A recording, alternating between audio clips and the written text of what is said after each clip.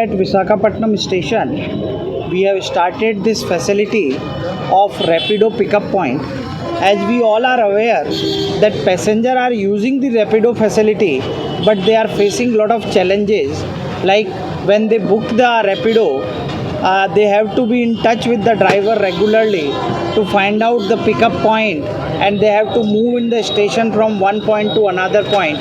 There are times when network is not able to get connected, and the ladies which are traveling alone, they also have their own safety problems.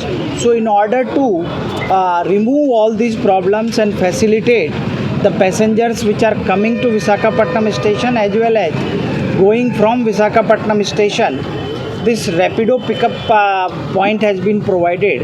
Now the passenger can come here and book their Rapido facilities from this point.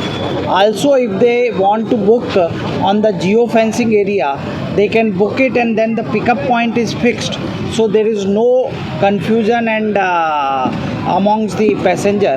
As far as women passengers are concerned, so Rapido will be providing them a woman drivers so that they feel safe when they are traveling alone.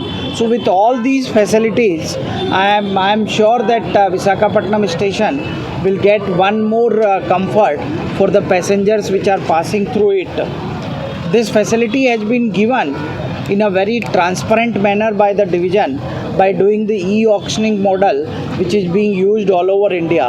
And the revenue, although it's not very significant because the main purpose is to provide the facilities to the passenger, but still we will be getting a yearly revenue of about 2 lakh rupees from this pickup point. So we are further trying to expand these facilities to different part of the Voltaire divisions, and maybe in a coming month we should be able to get such facilities at the stations like Vijayanagaram and Srikakulam as well. In order to cater to the summer, we have announced a large number of trains which are mainly catering to the Secunderabad, Bangalore, as well as we are working to get the trains towards Howrah direction. And as and when we are finding the waiting list, we are providing the extra coaches also. So we are making, so far as large number of train has been announced, and we are continuously monitoring the waiting list, and if required we will provide the additional trains. Is there any proposal from Vizag to Araku special trains in this summer? So far as we have not seen significant growth in the passenger traffic on that area. But as we have done during the Sankranti and winter, if there is a demand, then we will certainly run a train which will cater to the Arakku passengers. Can you explain this development activity, sir?